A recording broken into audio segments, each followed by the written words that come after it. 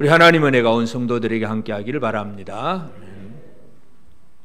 우리가 이 세상의 소망이 되는 교회, 이 세상의 소망이 되는 교회가 어떤 모습이 되어야 하는 것은 하나님의 백성이라고 하는 유다와 예루살렘의 모습을 보면서 계속 우리가 살펴봅니다.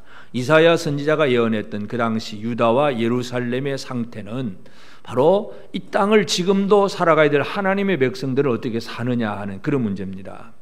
우리가 그 지난주에 봤던 그 지난주에 7절에서 보면 이스라엘 족속들에게 하나님은 이 공의와 정의를 바라셨는데 오히려 그들에게는 부르짖음, 포악이었다. 하나님의 정의, 하나님의 공의가 없는 그런 상태였다는 것을 지적을 합니다. 그러면서 이제 오늘 8절부터 이제 17절까지는 이 공의와 정의가 없는 게 도대체 어떤 모습인가 하는 문제, 그러므로 그 결과가 어떻게 될 것인가 하는 하나님의 심판에 대해서 얘기를 합니다. 그래서 우리에게 필요한 것은 하나님이 원하시는 공의, 하나님이 원하시는 정의로움을 잘 세워가는 그런 일들이 필요합니다. 그래서 하나님의 정의를 어떻게 세울 것인가, 또 이것이 이 세상에서도 물론 정의 얘기를 합니다. 정의, 공의.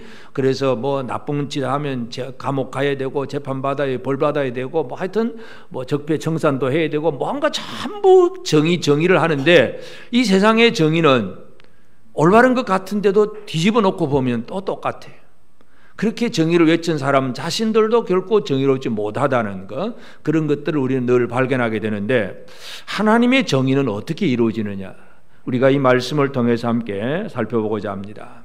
세상에서의 정의와 공의는 사람 자체가 잘못되어 있기 때문에 내가 아무리 옳은 얘기를 해도 나도 그 죄에 빠지기 쉽다는 얘기죠. 그래서 하나님의 정의는 한마디로 하나님의 사랑으로 이루어지는 것이 하나님의 정의입니다. 하나님의 사랑이 없이는 이 정의로움이 이루어지지 않습니다. 이 완벽한 정의로움은 사랑에서 이루어진다는 것, 오늘 이 부분 함께 생각하고자 합니다. 그래서 우리가 하나님의 정의, 하나님의 공의를 이루어 가야 되는데 그냥 나쁜 짓 잘못한 사람을 향해서 지적은 쉽게 하지만 진짜 사랑하고 있느냐 하는 이 문제에 대해서는 다시 한번 생각을 해야 됩니다. 우리가 이 젊은이들은 이 막 혈기병을 막 넘치게 막 정의를 외칠 수 있잖아요. 쉽게 의롭게 하게 외치기는 하는데 진짜 그 사람을 사랑하느냐 물어보면 이 사랑은 별로 없을 때가 많아요. 이게 참 문제예요. 그래서 이 세상은 그런 식의 정의를 얘기하지만 성경은 사랑에서 이루어지는 정의를 얘기하는 것을 기억할 필요가 있습니다. 먼저 이 유다와 예루살렘의 상태, 하나님의 정의와 하나님의 공의가 없는 이들은 어떤 모습인가 하는 걸 얘기하는데 8절에 보면 가옥에 가옥을 이으며 전토에 전토를 더하여 빈틈이 없도록 하고 이 땅 가운데서 홀로 거주하려 하는 자들은 화 있을 진저. 자, 유다와 예루살렘의 부자들 얘기입니다. 부자들. 가옥에 가옥을 이으며 하는 얘기가 뭐겠습니까? 가옥에 가옥을, 이건 내 집인데 옆집도 또 내 집이야. 또 그 다음 집도 또 내 집이야. 전부 내 집이야. 쉽게 말해서 요즘 말로 하면 집이, 아파트가 몇 채가 된다 이거죠. 이것도 내 집, 저것도 내 집, 막 집이 몇 채나 되는 거예요. 가옥에 가옥을 이으며 전토에 전토를 더하여. 땅 부자. 이 땅도 내 땅, 저 땅도 내 땅, 이 산도 내 산, 저 산도 내 산, 막 계속 땅을 차지하고 가옥을 짓고, 그러면서 문제는 뭐 부자만 되는 그 자체를 바르게 부자 되면야 뭐 누가 뭐라 그러겠습니까마는 여기에 나타나는 영성이 뭐냐 하면 홀로 거주하려 하는 자들, 그런 얘기입니다. 홀로 거주하려 하는 자들. 나만 잘 된다. 나만 부자가 되고 나만 잘 먹고 잘 살면 된다. 이게 바로 지금 하나님께서 분노하시는 그런 사람의 얘기입니다. 이 사람들이, 이사야 선지자는 그냥 그 상태만 얘기를 했지만 마지막 이제 유다가 멸망당할 때에 예레미야 선지자는 무슨 얘기를 하느냐 하면 예레미야 22장 13절 14절에 보면 불의로 그 집을 세우며 부정하게 그 다락방을 지으며 자기 이웃을 고용하고 그의 품삯을 주지 아니하는 자에게 화 있을진저. 그가 이르기를 내가 나를 위하여 큰 집과 넓은 다락방을 지으리라 하고 자기를 위하여 창문을 만들고 그것에 백향목으로 입히고 붉은 빛으로 칠하도다. 머리에 상상이 되십니까? 자기 집을 아름답게 꾸미는 거예요. 막 창문을 꾸미고 백향목으로 입혀가면서 아주 붉은 빛으로 칠하면서 집을 아주 멋있게 꾸몄습니다. 그런데 이웃을 고용하고 품삯은 안 주는 거예요. 이게 이 예루살렘 마지막 유다가 멸망당할 그 시점에 부자들의 모습입니다. 그러니까 이 힘을 가지고 가난한 자를 학대하고 억누르면서, 그러니까 부르짖음 소리밖에 안 들리는 거죠. 가난한 자들의 부르짖음. 이 부자들은 자기 집을 멋있고 화려하게 꾸미고 가옥에 가옥을 더하고 전토에 전토를 더하고 막 큰 부자 되었다고 큰 소리 치고 그냥 그것 가지고 힘으로 삼는데, 하나님 앞에서는 전혀 잘못된 생활, 홀로 거주하려는 거예요. 홀로. 하나님이 이 땅에 하나님의 백성들이 함께 거주하기를 원하시는데, 이 부자는 자기 홀로, 나만 부자고 나만 평안하면 되고 나만 멋있게 잘 살면 되고, 이게 바로 이 땅에 있는 부자들 얘기였습니다. 그런데 이제 이것이 우리 교회가 되면 안 된다는 얘기죠. 그래서 세상 사람들, 하나님 모르는 사람들은 뭐 그렇게 살아도 그 사람들이야 몰라서 그렇다 치더라도, 하나님의 백성들이 진짜 하나님이 택하신 성도들을 구원받은 믿음의 형제들이 같이 살면서도 그 안에서 자기 혼자만 잘 살려고 애를 쓰고 있다는 것, 이게 바로 하나님께서 화 있을진저 그런 얘기를 합니다. 그래서 9절에 보면 만군의 여호와께서 내게 말씀하시되 정령이 허다한 가옥이 황폐하리니 크고 아름다울지라도 거주할 자가 없을 것이며, 그렇게 아름다운 그 대저택도 거주할 사람이 없게 될 것이다. 집 지어놓고 자기도 못 산다는 얘기입니다. 그래서 이 하나님의 정의와 공의가 없는 사람, 이 사람들은 집장만 하고 땅도 사고 많은 부자가 되려고만 애를 쓰고 있지 형제들과 함께하는 삶을 살지 못하는 것, 이것이 그들의 문제였습니다. 그 다음에 또 11절에도 보면 아침에 일찍 일어나 독주를 마시며 밤이 깊도록 포도주에 취하는 자들은 화 있을진저. 아침에 일찍 일어나서 술 한 잔, 밤늦도록 또 한 잔, 두 잔, 1차, 2차, 3차 계속 마시고 먹고 마시고 즐기는 사람, 쾌락주의를 얘기를 합니다. 12절에도 보면 그들의 연회에는 수금과 비파와 소고와 피리와 포도주를 갖추어서 악기를 연주하고 막 아주 멋있게 음악을 연주하면서 잔치를 벌이고 있습니다. 그런데 여호와께서 행하시는 일에 관심을 두지 아니하며 그의 손으로 하신 일을 보지 아니하는도다. 먹고 마시는 일에는 온갖 관심을 다 가지고, 그래서 이 술이 얼마짜리냐, 얼마 전에 뉴스를 보니까 김정은이가 중국에 들어갔을 때 무슨 제가 술 이름도 잊어버렸는데 술 한 병이 2억짜리라 그러대요. 와, 세상 사람들은 그렇게 사는 건데 술 한 병, 술 한 몇 잔 마시면 벌써 몇 천만 원씩 마시는 거잖아. 참 거의 상상이 안 가는 그런 일들을 하고 있어. 하여튼 그러면서 그걸 즐기고 있는 거예요. 하나님의 백성들이라고 하면 그래서는 안 되잖아요. 근데 유다와 예루살렘 사람들이, 특별히 부자들이 먹고 마시고 즐기면서 하나님이 하시는 일에는 전혀 관심이 없다. 내 평안을, 내 만족, 내 기쁨, 여기에는 온갖 정신을 다 쏟아붓고 있는데 하나님의 일에는 전혀 관심이 없어요. 이게 바로 유다와 예루살렘이 망할 수밖에 없는 문제라는 얘기입니다.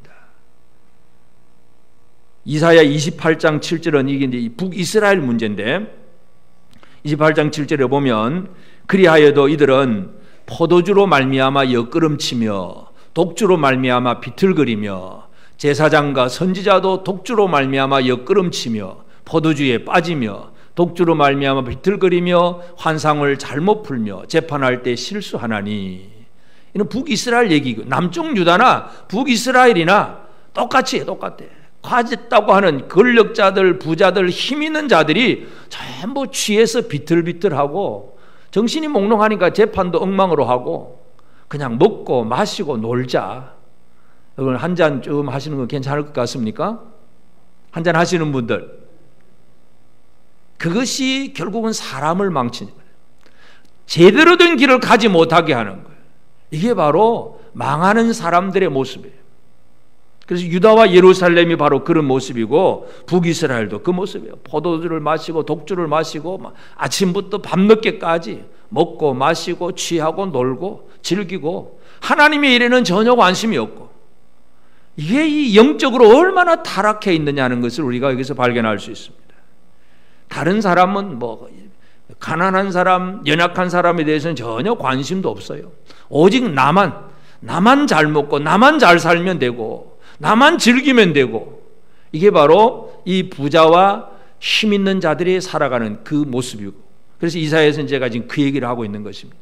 그래서 이런 사람들을 한마디로 13절에 보면, 그러므로 내 백성이 무지함으로 말미암아 사로잡힐 것이요 그들의 귀한 자는 굶주릴 것이요 무리는 목마를 것이라. 내 백성이 무지하다. 무지해서 결국은 사로잡힌다, 포로되어 간다, 그 얘기입니다. 무지하다는 얘기는 무엇에 대한 무지가 되겠습니까? 이 사람들이 뭐 세상적인 학문 공부를 못한다, 그 얘기는 아니에요. 세상으로 학문이 뛰어날 수도 있고 과학자도 있고 철학자도 얼마든지 있을 수 있습니다.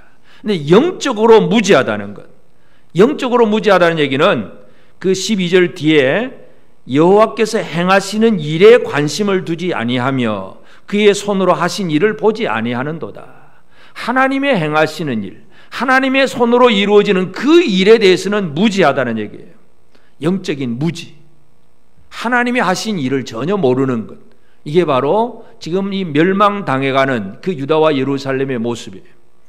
이사야 선지자가 남쪽 유다에서 예언을 했으면 호세아 선지자는 동시대에 북이스라엘에게 주로 예언을 하게 되는데, 호세아 4장 6절에 보면 내 백성이 지식이 없으므로 망하는도다. 내가 지식을 버렸으니 나도 너를 버려 내 제사장이 되지 못하게 할 것이요 내가 내 하나님의 율법을 잊었으니 나도 내 자녀들을 잊어버리리라. 이 이스라엘의 상태가 지식이 없어 망하는 거예요. 하나님을 아는 지식이 없어서 망하는 것입니다. 여러분, 영적으로 하나님을 잘 알고 계십니까? 하나님을 잘 아십니까? 아무도 아멘 안 하시네. 하나님을 안다는 얘기는 하나님이 행하신 일, 하나님의 손으로 하신 일이 뭐냐 이거예요. 하나님의 일이 뭐냐, 이걸 잘 알아야, 아, 하나님이 이렇게 일하시는 분이구나. 제일 쉬운 거, 하나님은 말씀으로 천지를 창조하셨구나. 내가 지금 이렇게 살아가고 있는 거, 이거 전부 하나님의 솜씨구나. 하나님을 아는 사람은 제일 첫 번째 고백이 그것부터 나오잖아요. 하나님 나를 만드시는 분이고 나를 구원하신 분이고 나와 함께 하시는 분이고 하나님의 일에 대해서 깨어있는 사람이 되어야 되는데, 이렇게 깨어있지 못한 것이 바로 유다와 예루살렘, 영적으로 무지한 사람들의 얘기입니다. 그래서 내 백성이 지식이 없으므로 망하는도다. 왜냐하면 하나님을 아는 지식이 없으면 내 멋대로 살아갈 수밖에 없어요. 내 멋대로 살다 보면 결국은 하나님께로부터 버림을 받습니다. 네가 율법을 잊었으니 나도 네 자녀들을 잊어버리리라. 관심도 안 두겠다. 하나님 앞으로 하나님께 버림받는 건 이 얼마나 큰 심판인지 몰라요. 그래서 이 유다와 예루살렘, 하나님의 정의와 공의를 잃어버린 그 사람들의 얘기를 이사야 선지자가 얘기를 하고 있습니다. 그래서 우리에게 필요한 것은 하나님의 정의, 하나님의 공의를 세워가야 되는데, 어떻게 하나님의 정의와 공의를 세울 수 있느냐? 해답은, 결론은 예수 그리스도.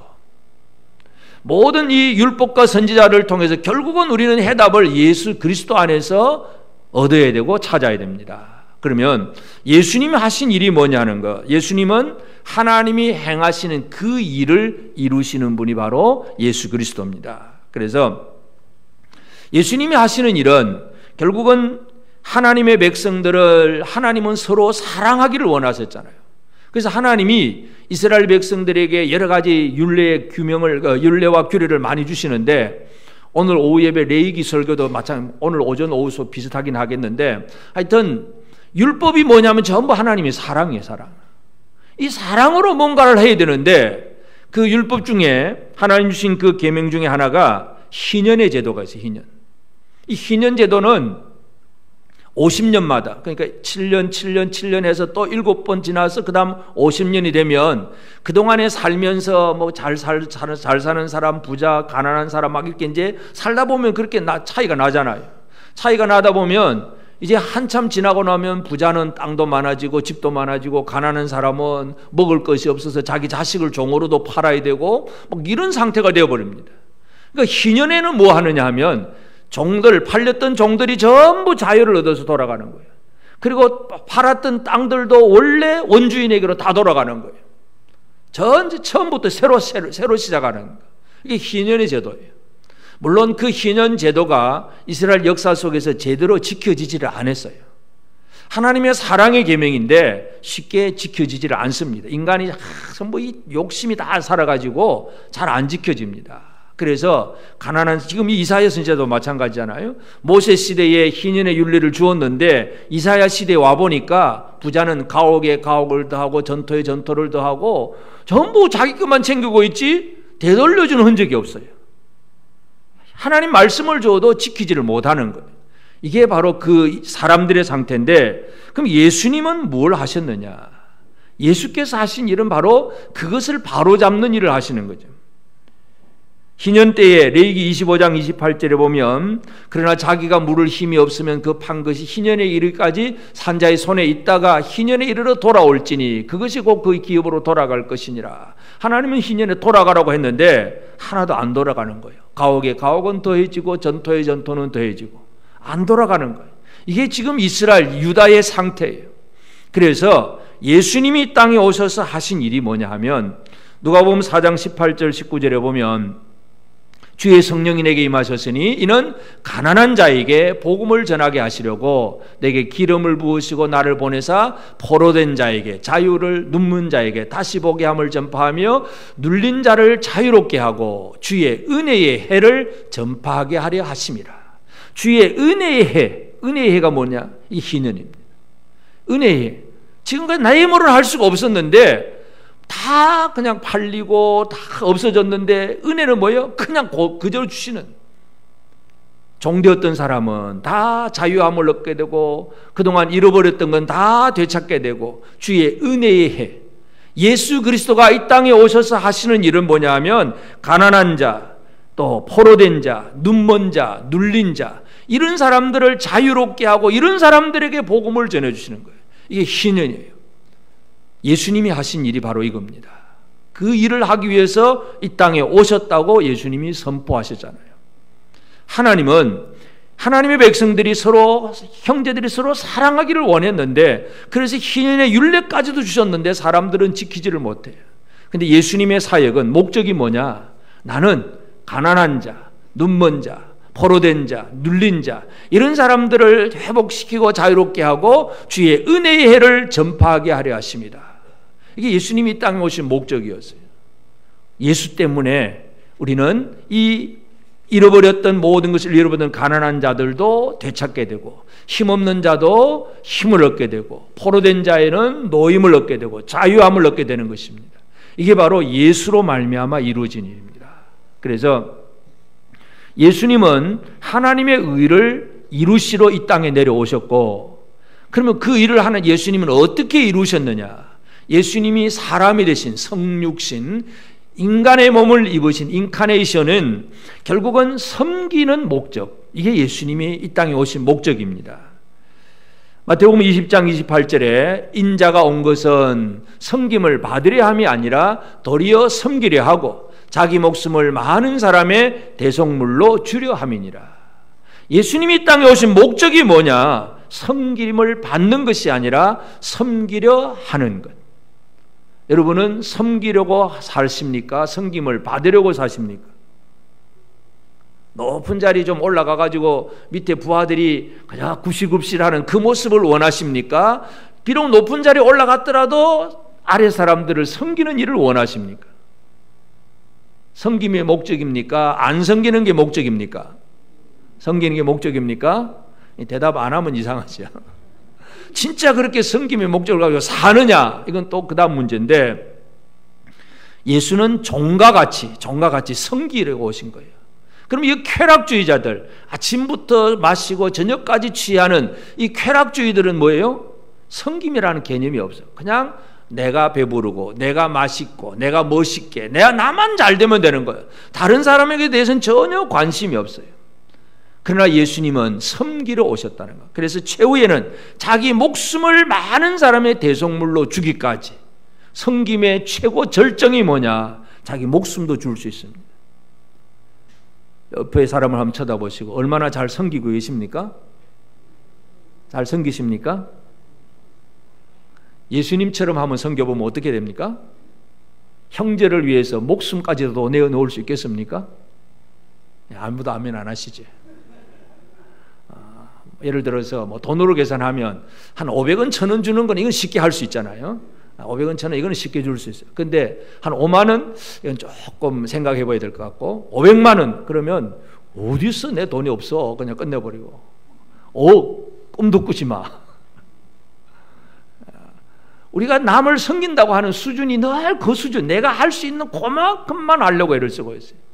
근데 예수님의 섬김은 자기 목숨을 대승물로 주는 가장 귀한 생명까지라도 내어놓으신 것이 바로 예수님의 섬김이에요. 이게 바로 예수님이 이 땅에서 하나님의 의를 이루시는 방법이었습니다. 이 땅에 하나 가난한 자, 연약한 자, 눈먼 자, 포로된 자를 살리기 위해서 하나님의 의를 이루기 위해서 이 땅에 내려오셨는데 예수님은 자기를 버려 희생함을 통해서 섬김으로 하나님의 의를 이루십니다. 이 세상 사람들이 이루려고 하는 그런 의로움하고는 전혀 다르지요. 세상 사람들은 뭐 정치적으로는 그러잖아요. 부자 거 좀 땡겨가지고 가난한 사람 나눠주자. 복지정책 잘하면 된다. 부자한테 세금 많이 받아서 나눠주자. 그게 극단적으로 하면 공산주의잖아요. 공산주의가 뭐예요? 다 그냥 무조건 우리는 전부 공평하게 가지자. 공평하게 나누자. 근데 제일 불공평한 데가 어디예요? 그 공산주의가 제일 불공평합니다. 가진 자가, 힘 있는 자가 제일 많이 가지고 있잖아요. 그게 참 사람들이 타락한 인간들은요, 뭔가 되는 것 같아도 그게 안 되는 거. 왜냐하면 사랑이 없고 섬김이 없기 때문에 그래요. 인간은 탐심이 늘 존재하기 때문에 이론은 맞는데 안 되는 것이 바로 이 땅의 모든 정치들입니다. 예수 그리스도는 섬김을 우리에게 보여주셨습니다. 이게 우리 교회가, 우리 성도들, 우리 모든 한 사람 한 사람이 이루어 가야 될 그러한 일이기도 합니다. 옆 사람에게 한번 각오를 한번 다짐합시다. 내가 잘 섬기겠습니다. 잘 섬기겠습니까? 네. 목숨까지라도 내어놓을 수 있겠습니까? 그건 좀 힘들 것 같습니다. 솔직히 하면 힘들기도 하겠죠. 그러나 진짜 우리는 예수 때문에 우리가 살고 있다면 이 섬김의 영성을 가지고 살아가는 우리가 되어지기를 바랍니다. 그리고 결국 예수님은 그 일을 그것이 하나님의 뜻이고 그것이 하나님이 행하신 일이라는 것을 분명히 아셨기 때문에 그 뜻을 다 이루셨습니다. 예수님은 하나님 아버지의 뜻을 다 알고 계시는 분이죠. 무지하신 분이 아니에요. 하나님의 백성, 유다 백성들은 영적으로 무지하고 하나님의 손으로 하신 일에 대해서 관심도 없었지만 예수님은 하나님을 잘 알고 계잖아요. 요한복음 10장 30절에 보면 나와 아버지는 하나이니라. 하나인데 아버지와 아들이 하나라는 얘기는 그 안에 서로 비밀도 없고 서로 가로막힘도 없고 모든 정보, 모든 마음, 생각까지라도 다 함께 공유하는 그런 상태가 바로 하나라는 얘기입니다. 아버지 안에 아들이 있고 아들 안에 아버지가 계시고 늘 아버지와 아들 사이는 아무 가로막힘이 없는 거예요. 그래서 하나님이 손으로 행하신 일이 뭐냐? 그 일을 아들이 당연히 행할 수가 있습니다. 그래서 이 예수님이 이 땅에 오셔서 하신 일은 요한복음 12장 49절 50절에 보면 내가 내 자의로 말한 것이 아니요 나를 보내신 아버지께서 내가 말할 것과 이룰 것을 친히 명령하여 주셨으니 나는 그의 명령이 영생인 줄 아노라. 영생인 줄 아노라. 그러므로 내가 이르는 것은 내 아버지께서 내게 말씀하신 그대로니라. 아버지 말씀하신 그대로 전달하고 사람들에게 하나님 아버지가 원하신 것은 영생이기 때문에 그 영생을 이루기 위해서 예수님은 모든 일을 이루셨습니다. 그것이 바로 섬김이었습니다. 내 목숨을 내어놓을지라도 누군가 영생을 얻는다면 그것이 하나님의 뜻이라면 그 일에 희생하고 헌신하겠다. 이게 바로 우리 예수님이고 이 예수님 때문에 오늘 저와 여러분이 지금 살고 있는 것입니다.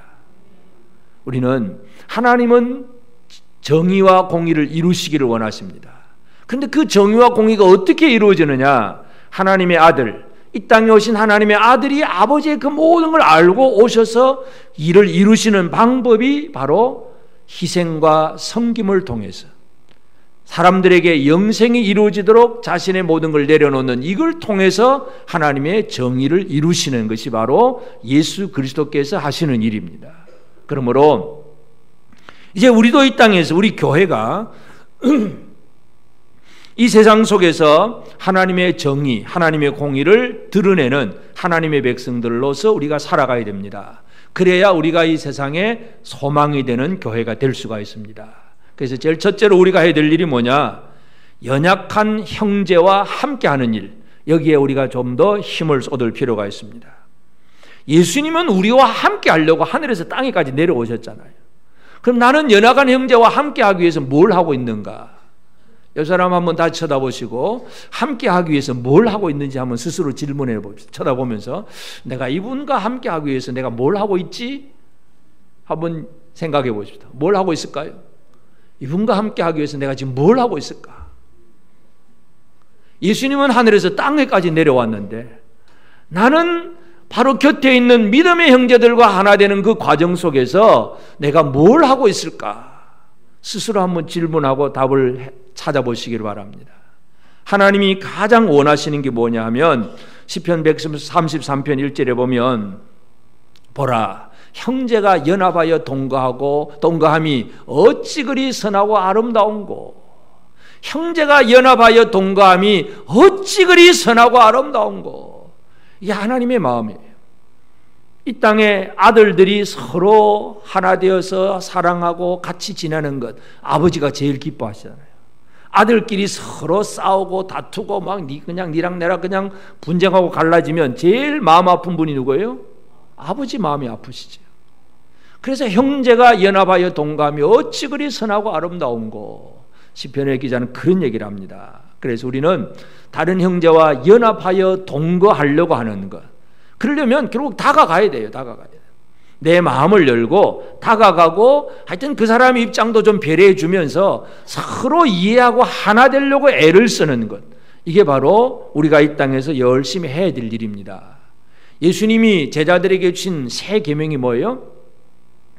형제를 서로 사랑하라잖아요. 사랑. 이걸 새 계명이라고 해요. 계명. 여러분 계명이 뭐예요? 계명. 이거는 그냥 권고사항이 아니에요. 계명은 안 지키면 명령 불복종죄로 죽는 겁니다. 계명이라는 의미는 그만큼 중요한 거예요. 계명이라는 거, 그럼 예수님께서 사랑을 계명으로까지 말씀하셨는데 계명 잘 지키고 계십니까? 새 계명, 예수님 주신 계명 잘 지키고 계십니까? 아무도 아멘 안 하시네. 1층에서 여기서 아멘 안 하면 저 위에서라도 아멘 좀 해야 되는데 잘 하십니까? 예수님은 사랑하라는 걸 그냥 단순한 권고사항이 아니고 계명이라고 말씀하셨습니다. 계명은 진짜 지켜야 될 것입니다. 안 지키면 큰일 날 일이라고요.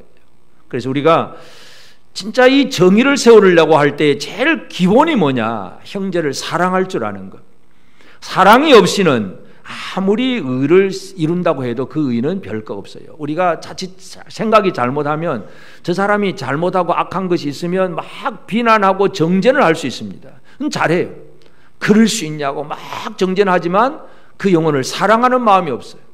그러면 정의가 세워지지 않습니다. 정의를 세우는 것은 예수 그리스도의 십자가, 희생, 섬김, 이걸 통해서 하나님의 정의를 세워갈 수 있습니다. 하나님의 정의는 사랑으로 세워집니다. 옆 사람에게 한번 얘기합시다. 하나님의 정의는 사랑으로 세워집니다. 사랑의 계명이 아니면 하나님의 의를, 정의를 세워갈 수가 없습니다. 그래서 형제와 어떻게 하면 잘 연합하고 동거할까, 여기에 대해서 우리는 온갖 초점을 가지고 온 마음을 쏟아붓는 그런 우리 삶을 살아가야 됩니다. 그리고 이제 우리가 살 때에 나만 즐거운 육신적인 쾌락, 이 먹고 마시는 이것이 우리의 목적이 결코 아니라는 얘기죠. 육신적인 쾌락은 그냥 얼마 못 감죠. 잠깐 기분 좋은, 잠깐 뭐 배부름, 잠깐 만족, 그거밖에 안 되잖아요. 진짜 우리에게 만족은 바로 영으로 만족하는 사람이 되어져야 됩니다. 그래서 구원받은 성도들은 어떤 일에 힘을 쏟아야 되느냐 하면 로마서 13장 13절 14절에 보면 낮에와 같이 단정히 행하고 방탕하거나 술 취하지 말며 음란하거나 호색하지 말며 다투거나 시기하지 말고 오직 주 예수 그리스도로 옷 입고 정욕을 위하여 육신의 일을 도모하지 말라. 쾌락주의는 육신의 일을 도모하는 사람이야. 그냥 방탕하게 먹고 마시고 취하고 아침부터 저녁까지 계속 먹고 마시고 취하는 이 육신의 쾌락만 추구하는 사람들. 이게 바로 이 하나님 앞에서 영으로 살지 못하는 사람들의 얘기입니다. 뭐 담배 피지 말아라 또는 뭐 마약하지 마라. 성경에는 담배 피지 말라는 말도 없고 마약하지 말라는 말도 없어요. 그럼 이거 성경에 없는데 술 먹지 말라는 말이 있냐 없냐 막 그거 가지고 따지는 사람도 있어요. 여러분 지금도 몇 가지 말씀드렸지만 술 먹으면 좀 될 것 같아요? 안 먹어야 될 것 같아요? 그게 사람을 망치는 거예요. 믿음의 사람 노아도 술 먹고 그냥 실수하는 거예요. 그냥. 술이라는 게 사람 망치는 거예요. 빨리 지금도 아직도 못 끊은 분들이 있다면 빨리 끊으시기 바랍니다. 빨리 끊으셔야 돼요. 그거 빨리 끊어야 됩니다. 사람 망치는 거예요. 우리에게 필요한 것은 영이 기쁨을 얻어야 돼요. 영이 만족을 얻어야 돼요. 에베소서 5장 18절에 보면 술 취하지 마라. 이는 방탕한 것이니 오직 성령으로 충만함을 받으라. 술 취함과 성령 충만을 두 가지를 동시에 놓고 지금 얘기를 하고 있습니다. 둘 다 공통점도 있고 전혀 다른 반대점이죠. 공통점은 뭐냐 하면 이거 둘 중에 하나가 들어가면 내 정신이 아닌 겁니다. 술이 취해도 내 정신이 아니고 성령에 취해도 내 정신이 아니고. 근데 술 취하는 것은 내 정신이 아니라서 그냥 방탕으로 넘어가는 것이고 성령으로 취한 사람들은 성령의 인도하심 따라 살게 되니까 하나님의 뜻을 제대로 더 깨달아 알고 더 일을 잘할 수 있는 사람이 됩니다. 여러분 성령으로 충만하시기를 바랍니다. 술로 취하지 말고 성령 충만함을 받으시기를 바랍니다. 그래서 육신의 쾌락이 아니라 성령 충만, 이것이 우리에게 중요합니다. 그래서 영이 죽어 있는 사람들은 뭐 영이 죽어 있으니까 만족을 누리려고 하니까 육신적인 것밖에 없으니까 육의 쾌락만 찾는 것이고, 영이 살아있는 사람들은 성령으로 충만하고 성령이 주시는 희락, 기쁨, 이걸 누리는 사람입니다. 성령 충만함을 누리게 되기를 바랍니다. 그리고 우리는 영적으로 무지한 자가 아니라 하나님의 하신 그 일들을 잘 아는 진짜 지혜로운 사람이 되어야 됩니다. 그러면 어떻게 하면 하나님을 제대로 알 수 있느냐? 하나님을 아는 방법, 하나님은 우리 눈에 보이지도 아니하고 만져지지도 아니하고 꿈속에서 야 누구야 하고 어젯밤에 말씀도 하신 분도 아니고, 하나님은 우리가 만질 수도 없고 볼 수도 없는 그런 분입니다. 이 하나님을 어떻게 알 수 있느냐? 예수님의 제자 중에 빌립이 예수님 앞에 하나님을 보여달라 그럽니다. 그러니까 요한복음 14장 9절에 보면 예수께서 이르시되 빌립아, 내가 이렇게 오래 너희와 함께 있으되 네가 나를 알지 못하느냐? 나를 본 자는 아버지를 보았거늘 어찌하여 아버지를 보이라 하느냐? 육신의 눈으로 하나님 보려고 하지 말고 이 땅에 사람이 되신 예수 그리스도와 함께 거주하고 말씀 듣고 예수와 함께 했으면 나를 보내신 하나님 아버지를 아는 건 너무나 당연한 건데 왜 나를 보면 아버지를 알아야 되는데 왜 모르느냐, 그죠? 여러분 하나님을 보셨습니까? 또 이제 아멘을 안 하시죠. 하나님 어떻게 보신다고요? 하나님이 보내신 자를 통해서 하나님을 제대로 알 수 있어요. 그런 의미에서 우리 각자는 머리 대신 예수 그리스도의 몸으로서 말씀 안에 제대로 사는 게 중요해요. 그렇게 하면 다른 사람들에게 우리는 하나님을 보여주는 사람이 됩니다. 옆 사람에게서 하나님을 발견할 수 있겠습니까? 하나님의 사랑이 무엇인지, 하나님의 은혜가 무엇인지, 하나님의 그 진짜 우리를 향해서 베풀어 주신 그 놀라운 그 하나님의 은총이 무엇인지 사람을 통해서 우리는 발견하는 거예요. 사람이 되신 예수님을 통해서 빌립이 하나님을 알아야 되듯이 지금은 우리는 예수님도 우리 눈에 안 보이잖아요. 그러니까 우리는 기록된 말씀이고 예수 믿는 성도들의 삶을 통해서 그리스도의 향기, 그리스도의 편지된 성도들의 삶을 통해서 우리는 세상에 하나님을 보여주는 사람이 됩니다. 하나님을 잘 보여드리고 계십니까? 뭔가 문제가 생기면 막 신경질이 나고 분노하고 형제를 향하여 막 욕하고 저주하고 그러면 뭘 보여주는 거예요? 하나님의 정의를 보여준 거예요? 뭘 보여주는 거예요? 정의하고는 전혀 상관없는 거예요. 엉뚱한 거 보여줘. 육신의 어떤 자기 기질, 자기 어떤 못된 성격을 보여준 것이지 하나님을 보여준 게 아니죠. 하나님을 보여줘야 됩니다. 옆 사람에게 한번 각오와 결단을 한번 하십시다. 내가 당신에게 하나님을 보여드리겠습니다. 자신 있으십니까? 하나님을 보여주는 거예요. 우리의 말과 우리의 행실, 우리의 모든 삶을 통해서 하나님을 드러내야 돼요. 예수님이 이 땅에 오셔서 열심히 가르치고 사회 가신 것이, 그리고 십자가에 죽는 것까지, 그것이 바로 하나님을 보여주시는 거예요. 그 일이 우리의 삶을 통해서 이루어져야 됩니다. 16절에 보면 오직 만군의 여호와는 정의로우심으로 높임을 받으시며 거룩하신 하나님은 공의로우심으로 거룩하다 일컬음을 받으시리니, 하나님은 정의로우시고 또 높임을 받으시고 거룩하신 하나님이에요. 이 하나님을 우리가 깨닫는 게 가장 중요합니다. 호세아 6장 3절에 보면 그러므로 우리가 여호와를 알자, 힘써 여호와를 알자. 그의 나타나심은 새벽빛같이 어김이 없나니 비와 같이 땅을 적시는 늦은 비와 같이 우리에게 임하시리라. 힘써 여호와를 알자. 옆 사람에게 우리 힘써 여호와를 압시다. 하나님을 아는 것, 하나님의 손으로 행하신 그 일이 뭔가, 하나님이 열심히 하셨던 그 일이 뭔가를 아는 것, 이게 하나님을 아는 방법이고 길입니다. 하나님을 아는 성도들이 되기를 바랍니다. 이것이 이 땅에서 우리가 세상을 향하여 소망이 될 수 있는 교회가 되는 것입니다. 하나님의 의는 분명히 드러나야 되는데, 이 하나님의 의가 어떻게 드러나느냐? 하나님의 그 사랑이 바탕이 되지 않으면 하나님의 의가 드러나지를 않습니다.